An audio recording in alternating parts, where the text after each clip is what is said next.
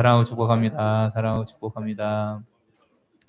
또 지금 현장에는 안 계시지만 온라인으로 지금 들어와 계신 분들 계시더라고요. 3분 함께 들어와 계시는데 온라인으로 예배 드리는 분들도 사랑하고 축복합니다. 네, 은혜를 기억하는 사람이라는 제목으로 말씀을 전하면서 어떤 사람이 은혜를 기억하는 사람인가, 이 전체 설교 내용을 한 주 동안 준비하고 나서 어떤 이야기를 먼저 해야 될까 고민을 하다가 그 이야기가 너무 이 설교 내용하고 저의 삶의 개인의 경험이 너무 맞는 것 같아서 저희 집안 이야기를 잠깐 하고 말씀을 함께 나누도록 하겠습니다. 저는 고등학교 1학년 때 아버지가 이쪽 임실에서 약주하시고 수영하시다가 심장마비로 돌아가셨거든요. 고등학교 1학년 때 저는 어머니랑 여동생과 여름 수련회 중이었고, 여름 수련회 마지막 날 온양에 있는 기도원에서 기도하고 있는데 기도원 측으로 연락이 온 거예요. 아버지가 돌아가셔서 예수병원에 영안실에 있다고. 그래서 저희가 온양에서 택시를 타고 여동생과 함께, 저는 고등학생이었고 저희 여동생은 초등학생이었습니다. 여동생이 82년생이거든요. 그래서 이제 아버지가 91년도에 소천하셨는데 그 아버지가 경기도 안양에서 어려서부터 중화요리 배달 일부터 시작을 해서 경기도 안양에서 중화요리 하시는 분들은 저희 아버지 성함을 대면 아, 중화요리집에서 가장 성공한 사람이라고 할 정도로 굉장히 성실하시고 정말 평생 장사를 하시면서 정말 열심히 사셨던 것 같습니다. 그리고 구원은 하나님께 달려있지만 아버지가 그렇게 교회 다니는 걸 반대하다가 소천하시기 몇 개월 전부터 교회를 다니기 시작했었어요. 이거 정말 저희 집에서는 기적 같은 일이었거든요. 그래서 참 구원은 주 예수를 믿으라 그리하면 너와 내 집이 구원을 받으리라 이렇게 말했던 것처럼, 근데 아버지가 이쪽 안양에서 장사를 잘 하시고 자리를 잡으니까 저희 외갓집하고 저희 큰 집에 중학교를 졸업하거나 고등학교를 졸업을 하면 거의 삼촌 이모들이 거의 다 저희 집에 왔습니다. 저희가 이제 홀도 넓고 방도 손님들 이제 하는 방도 많으니까 숙소를 할 수 있고 이쪽 서울 수도권에서 자리를 잡을 수 있는데 저희 아버지가 도움을 굉장히 많이 주셨던 것 같아요. 특별히 저희 아버님의 막내 동생분이 고등학교 졸업하고 지금 저희 아버지가 계속 돌봐주셨는데, 그 작은 아버지가 고등학교를 졸업하고 정착을 할 수 있는데 아버지가 많은 이 은혜를 주었기 때문에 저의 인생에서 제 막내 작은 아버지는 저에게 그냥 끊임없이 저에게 은총을 베풀고, 뭐 어떤 재정적으로나 또 제가 대학교 1할 때 작은 아버지가 본인의 회사에서 아르바이트 할 수 있게 하셔서 대학 등록금을 다 해결하게 해주셨고, 그런 은혜를 계속 받고 있습니다. 지금도 여전히 받고 있는데, 기억을 해보니까 왜 작은 아버지가 저를 이렇게 많이 챙겨주시나 생각해 보니까 저희 아버지에게 받은 은혜가 너무 큰 거예요. 전남 순천에서 고등학교를 졸업을 하고 서울 경기에 와서 자리를 잡으려면 어떻게 방을 구합니까? 이 비싼데. 그런데 형님 집에서 같이 있으면서 회사를 다니기 시작했고 또 그 회사에서 굉장히 자리를 잡아서 지금 잘 살고 계시는데, 그 은혜가, 아버지에게 받았던 그 은혜가 고스란히 나에게 흘러오는구나를 제가 고등학교, 대학교 또 청년 시절을 보내면서 또 결혼하고 나서 이렇게 목회를 하면서도 많은 도움을 주셨고 제가 참 의지하고 좋아하는 분인데, 받았던 은혜를 그냥 흘려보내는구나 이렇게 좀 깨닫게 되었습니다. 여러분 인생 가운데 그냥 그분은 항상 나에게 늘 도움을 주고 항상 언제나 내가 의지할 수 있고 나에게 은혜를 베풀어 주는 분이 있다면 이게 얼마나 행복한 일이겠습니까? 여러분, 오늘 본문에 다윗이 그런 은혜를 받은 사람이었고 그런 은혜를 베풀고 그런 은혜를 기억하는 사람이었습니다. 우리 사무엘하 9장 1절 제가 한번 읽어드리겠습니다. 다윗이 이르되 사울의 집에 아직도 남은 사람이 있느냐? 내가 요나단으로 말미암아 그 사람에게 은총을 베풀리라 하니라.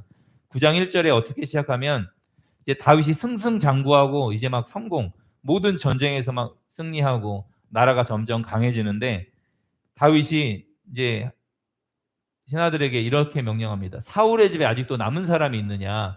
내가 요나단으로 말미암아 그 사람에게 은총을 베풀리라. 그러니까 요나단에게 받았던 그 은혜가 있었기 때문에 이 다윗이 그 요나단에게 받은 그 은혜를, 그 은총을 그 이제 사울의 집에 남은 사람이 있으면 베풀려고 신하들에게 조사하게 했습니다.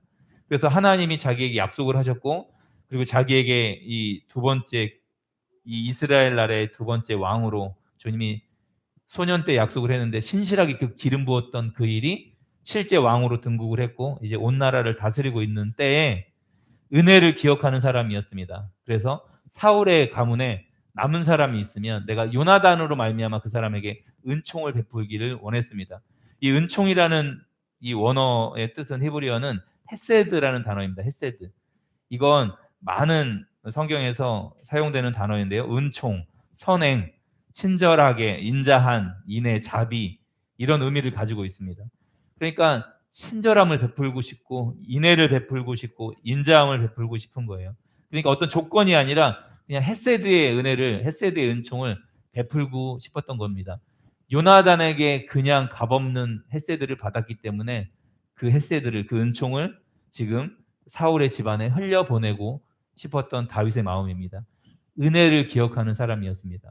그러니까 제가 막내 작은아버지에게 해드린 게 아무것도 없어도 그냥 그 헤세드가 저에게, 그냥 저희 아버지에게 받았던 그 헤세드가, 은총이 그냥 저에게 흘러오는 걸 저는 인생 가운데 계속 경험을 했습니다. 여러분, 지금 이 사건이 일어난 시기가 다윗이 40년 동안 왕을 했는데 아마 중간 정도쯤이었을 겁니다. 사울이 죽었을 때 5살이었던 무비보셋이 지금 아들이 있었습니다. 미가라는 아들이 있었을 때였습니다. 그러면 이제 저희가 20대 중반이나 30대를 예상해 볼 수 있습니다. 그래서 다윗이 통치하고 한 20년 가량은 지나지 않았나, 이렇게 우리가 생각해 볼 수 있습니다. 그래서 자기가 받았던 그 거저 받았던 은혜를 거저 베풀기 위해서 자기를 죽이려고 했던 사울 가문이지만 그 가문에게 은총을 베풀고자, 헤세드를 베풀고자 신하들에게 찾기를 명령을 했습니다. 여러분, 이게 하나님 사람의 모습입니다. 자기를 죽이려고 했던 사울의 집안, 어떻게 보면 원수의 집안이고, 자기의 왕위를 지키기 위해서는 그 사울의 가문을 다 멸해야 하지만 요나단의 언약으로 말미암아 그들에게 헤세드를 베풀려고 그 가문에 남은 사람이 있는지 조사하게 했습니다. 사무엘하 9장 2절 말씀 우리 같이 한번 읽어보도록 하겠습니다. 사무엘하 9장 2절입니다. 시작. 사울의 집에 그를 다윗의 앞으로 부르매 왕이 그에게 말하되 내가 시바냐 하니 이르되 당신의 종이니이다 하니라. 아멘. 2절 말씀 보면 사울의 집에 종 한 사람이 있었는데, 나중에 보면 이 시바가 아들이 15명이고 자기가 부리는 종이 20명이었습니다. 이제 많은 주석을 참고해 보니까 아마 사울의 집안의 재정을 담당하는 그런 신하가 아니었을까, 이런 추측을 많이 하고 있습니다. 사람들이 시바를 불러왔을 때 자신이 왜 소환되었는지, 왕이 왜 자기를 불렀는지 사실 두려움도 있었을 것입니다. 그런데 다윗이 네가 시바냐 2절에 하니까 하반절에 이르되 당신의 종이니이다 이렇게 대답을 합니다. 사울의 종이었는데 시바가 지금 다윗 왕 앞에서 이제 사울이 아니라 당신의 종입니다 라고 대답하면서, 예전에는 사울의 종이었지만 지금은 다윗 왕의 종입니다 라고 분명히 표현하고 있습니다. 우리 9장 3절 4절 말씀 같이 한번 읽어보겠습니다. 시작. 왕이 이르되 사울의 집에 아직도 남은 사람이 없느냐, 내가 그 사람에게 하나님의 은총을 베풀고자 하노라 하니 시바가 왕께 아라되 요나단의 아들 하나가 있는데 다리 저는 자인이다 하니라. 4절. 왕이 그에게 말하되 그가 어디 있느냐 하니 시바가 왕께 아라되 모드발 암미엘의 아들 마길의 집에 있나이다 하니라. 아멘. 3절 말씀 보면 다윗 왕이 시바에게 사울의 집에 아직도 남은 사람이 없느냐, 내가 그 사람에게 어떤 헤세드를 베풀고자 했습니까? 하나님의 헤세드를, 하나님의 은총을 베풀고자 하노라. 그러니까 자기로부터 나오는 그런 은혜가 아니라, 은총이 아니라, 헤세드가 아니라 하나님의 헤세드를 내가 흘려보내고 싶다. 그러니까 이 시바가 참 이 속마음을 우리가 정확하게 알 수는 없지만, 왕께 아뢰되 요나단의 아들 하나가 있습니다. 그러면 정상적인 사람이라면, 종이었다면 무비보셋입니다 이렇게 이야기를 해야 되는데, 이름도 이야기하지 않고 뭐라고 이야기합니까? 다리 저는 자입니다. 요나단의 아들 하나 있는데 장애인입니다. 이렇게 왕에게 대답을 하는 거예요. 이건 이 시바의 속마음에 참 얼마나, 그러니까 사실은 무비보셋을 자기가 돌볼 수도 있는 충분한 재력가였는데 마길의 집에 살고 있었습니다. 그러니까 사울을 섬기던 이 종이 사울 때문에 이 재산이 많아졌을 이 시바가 사울의 그 헤세드를 은혜를 알았다면 사울 왕 때문에 자기가 총 20명을 부리고 있고 아들이 15이나 있는데 그렇다면 사울의 손자였던 무비보셋을 당연히 걷어서 그 은혜를 경험을 했다면 키워야 되지 않겠습니까? 그런데 안 키우는 건 고사하고 지금 다윗 왕이 물어보니까 무비보셋입니다라고 대답하는 것도 아니고 다리 저는 자입니다라고 이렇게 사울의 그 집안을 무시하는 이 표현을 우리가 볼 수 있습니다. 다리 저는 자입니다. 장애인입니다. 쓸모없는 사람입니다. 이런 의미로 대답을 하고 있습니다. 왕이 그에게 말하되 그가 어디 있느냐 하니 시바가 왕께 아뢰되 4절에 로드발 암미엘의 아들 마길의 집에 있나이다. 이렇게 대답을 합니다. 여러분 사울이 죽었다는 소식을 듣고 무비보셋의 유모가 그를 5살이었던 그를 데리고 급히 도망하던 중에 잘못 아이를 놓쳐서 두 다리가 부러지게 되어서 다리를 절게 되었습니다. 나중에 13절에 보면 두 다리를 절었더라 이런 표현이 나오는데 한쪽 다리만 전 게 아니라 두 다리를 저는 그런 아픔을 지닌 사람이었습니다. 그런데 이 성경에서 로드발이라고 나와 있는 이 지역 어떤 곳에는 로데발이라고 나와 있는데요. 정확한 위치는 우리가 알려지지 않는데 두 가지 견해가 좀 유력하다고 이야기하고 있습니다. 갈릴리 호수 아래편 요단 동편에 있는 성이거나 혹은 마하나임 동쪽의 성읍입니다. 그러니까 무슨 말이냐면 요단강 동편에 있습니다. 사실은 사울은 기브아 사람입니다. 예루살렘 요단강 서편에 있었던 예루살렘의 그 위쪽에 있는 기브아 출신이거든요. 사울이.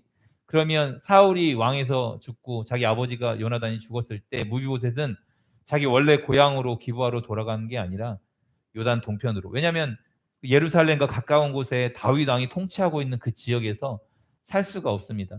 그리고 처음에 이제 이스보셋이 왕으로 북쪽 이스라엘을 다스렸기 때문에 자기의 고향을 포기하고 다른 지역에서 살고 있었던 것입니다. 우리 사무엘하 9장 5절 6절 말씀 제가 한번 읽겠습니다. 다윗 왕이 사람을 보내어 로드발 암멜의 아들 마길의 집에서 그를 데려오니 사울의 손자 요나단의 아들 무비보셋이 다윗에게 나와 그 앞에 엎드려 절하매 다윗이 이르되 무비보셋이여 하니 그가 이르되 보소서 당신의 종이니이다. 다윗이 사람을 보내어서 무비보셋을 데리고 왔습니다. 여러분 자기의 고향도 가지 못하고 요단 동편에 다른 사람 이 마길의 집에서 살고 있었던 무비보셋 장애우로 5살 때 두 다리를 절게 돼서 결혼해서 지금 이제 아들은 있지만 자녀는 있지만 사울 왕가의 후손으로 얼마나 두려운 가운데 다윗 왕이 언제든 자기를 죽일 수 있는 어떻게 보면 원수의 집안의 사람이고 본인은 장애를 가지고 있는 사람입니다. 그런데 이렇게 살고 있었던 무비보셋이 다윗 왕의 부름을 받게 되었습니다. 어떤 생각을 하고 그 왕에게 갔을까요? 가는 길이 얼마나 두려웠겠습니까? 아, 이제 끝났구나. 다윗 왕이 날 부른다는 건 사울의 집안을 정리하려나 보다. 이 두려움 가운데 살았던 그리고 사울의 아들이었던 이스보셋이 2년 동안 통치하다가 또 죽게 되어지는 그러니까 자기 집안이 지금 계속 망해가고 있잖아요. 지금 나락으로 가고 있잖아요. 다윗의 집안은 승승장구하고 있고 지금 자기의 사울의 집안은 점점 망해가고 있는데 이런 두려움 가운데 자기의 출신 고향으로도 할아버지의 고향으로도 가지 못하고 다른 요단 동편에 숨어 살 수밖에 없었던 이 무비보셋이 가는 길에 두려움 가운데 왕 앞에 나아가서 6절 말씀에 보면 그 앞에 엎드려 절하매 여러분 다윗 왕 앞에서 땅에 얼굴을 대고 절을 했습니다. 땅에 엎드려 절하는 것은 최상의 공경심을 표현하는 행동입니다. 그리고 다윗이 무비보셋을 부르자 이렇게 대답합니다. 당신의 종인이다 라고 무비보셋이 대답하고 있습니다. 사울의 손자지만 지금 다윗 왕의 종입니다 라고 이렇게 크게 두려워하면서 자신이 다윗의 종인 것을 강조하고 대답하고 있습니다. 우리 사무엘하 9장 7절 8절 말씀 우리 한 목소리로 같이 한번 읽어보도록 하겠습니다. 시작. 다윗이 그에게 이르되 무서워하지 말라. 내게 은총을 베풀리라. 내가 내 할아버지 모든 밭을 다 내게 도로 주겠고 또 너는 항상 내 상에서 떡을 먹을지니라 하니 그가 절하여 이르되 이 종이 무엇이기에 왕께서 죽은 개 같은 나를 돌아보시나이까 하니라. 아멘. 여러분, 다윗은 무비보셋의 마음 가운데 두려움이 있는 것을 알고 7절 말씀에 다윗이 그에게 이르되 무서워하지 말라. 무비보셋 무서워하지 마. 내 아버지 요나단으로 말미암아 내가 내게 은총을 베풀 거야. 내가 너에게 헤세드를 베풀 거야. 그리고 이 헤세드의 내용을 두 가지를 표현하고 있습니다. 첫 번째는 사울의 내 할아버지 사울의 모든 밭을 다 내게 도로 주겠고 사울의 모든 재산을 다시 무비보셋에게 주고 그 뒤에 내용 보면 이 시바의 아들과 종들이 다 무비보셋에게 속하게 합니다. 그래서 농사를 짓고 사울의 밭을 가꾸는 모든 것들이 이제 무비보셋의 재산으로 들어가게 되는 놀라운 이 은총을 놀라운 헷세들을 받게 됩니다. 두려움에 살았고 왕의 원수의 집안이었고 장애를 지닌 이 무비보셋이 두려움 가운데 무서움을 가지고 왕 앞에 나아갔는데 갑자기 너의 아버지의 언약으로 말미암아 너에게 너 할아버지 사울의 모든 재산을 너에게 회복시켜 주겠다라고 지금 말하고 있는 겁니다. 두 번째, 그리고 너는 항상 내 상에서 떡을 먹을지니라 라고 이야기를 했습니다. 즉 너는 왕자나 다름이 없어. 내 아들과 똑같이 왕자들이 나의 상에 같이 밥을 먹는데 너 왕자처럼 나의 자녀처럼 너는 내 상에서 밥을 먹어라. 그러니까 너는 예루살렘에 살아라고 이야기를 했습니다. 할아버지의 잃었던 모든 재산을 다 찾아준 것뿐만 아니라 두려움 가운데 살았던 장애를 가지고 살았던 20년 넘게 살았던 이 무브이오셋에게 갑자기 왕의 자녀의 신분을 주는 이 헤세드가 은총이 무비보셋에게 베풀어졌습니다. 여러분 감격한 무비보셋이 8절 말씀에 뭐라고 이야기하냐면 그가 절하여 무비보셋이 절하여 이르되 이 종이 무엇이기에 다윗 왕께서 죽은 개 같은 나를 돌아보시나이까. 이 무비보셋의 마음이 이 8절 9장 8절에 정확하게 표현되어 있습니다. 그 마길의 집에 살면서 그 로드발 지역에 있는 마길의 집에 살면서 나는 죽은 개 같은 나는 쓸모없는 그런 자인 줄 알고 20년 넘게 살았는데 다윗 왕이 자기를 찾더니 할아버지의 재산을 다 돌려주는 것뿐만 아니라 갑자기 자기에게 왕자의 신분을 허락하는 거예요. 왕하고 같이 밥을 먹자고.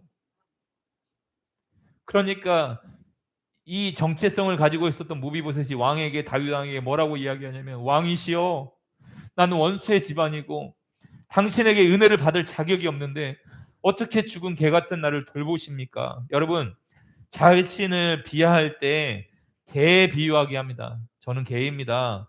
개도 주인의 상에서 떨어지는 부스러기를 먹습니다. 이렇게 스로보니게 여인이 예수님 앞에 이야기했던 것처럼 그 왕 앞에 그 선지자 앞에 큰 선생님 앞에 나는 개입니다. 나는 자신을 비하하면서 이렇게 표현을 하기도 합니다. 그런데 무비보셋이 그거보다 더 강한 표현을 하고 있습니다. 죽은 개 같은 나라는 거예요. 개도 아니고 죽은 개 같은 버려질 수밖에 없는 아무 쓸모없는 이 인간 이하의 존재를 가리키는 경멸의 말입니다. 그런데 이렇게 표현하는 무비보셋을 다윗은 왕자처럼 대해 주었습니다. 여러분 복음의 반응도 똑같습니다. 로마서 5장에 보면 우리가 5장 6절에 우리가 연약할 때 하나님 우리를 사랑하셨다. 우리가 죄인 되었을 때 그의 아들의 죽으심으로 우리를 사랑했다. 10절에는 우리가 원수 되었을 때 하나님 우리를 변함없이 사랑하셨다. 자녀 삼아 주셨다 말씀하는데 여러분 연약하고 죄인이었고 하나님 앞에 원수 짓을 하고 있는데 아까 장로님 기도했던 것처럼 우리의 죄가 너무 많고 살아왔던 제 머릿속으로 끊임없는 하나님 앞에 이 부끄러운 죄악들이 넘쳐나는데 정말 죽은 개 같은 나인데 원수인데 하나님 앞에 그런데 하나님이 넌 사랑하는 나의 자녀야. 우리의 기업을 회복시켜 주시고 너 나와 함께 먹자. 나와 동행하자. 내가 거룩하니 너도 거룩한 존재야. 넌 의로운 존재야 라고 하나님이 잊혀주면 넌 예수 그리스도와 함께 십자가에 죽었고 다시 살아나 내 아들 내 자녀가 된 넌 사랑스러운 나의 딸이고 사랑스러운 나의 아들이야 라고 하나님이 우리를 불러주시고 복음으로 우리를 초대해 주시면 이 무비보셋의 반응이 나올 수밖에 없는 겁니다. 하나님, 이런 죄인 중에 계신 나를, 하나님 앞에 너무나 부끄러운 죽은 개 같은 나를 어떻게 이렇게 돌보십니까? 어떻게 이런 은혜를 주십니까? 내가 뭐라고 예수님을 십자가에 죽이셔서 나를 살리십니까?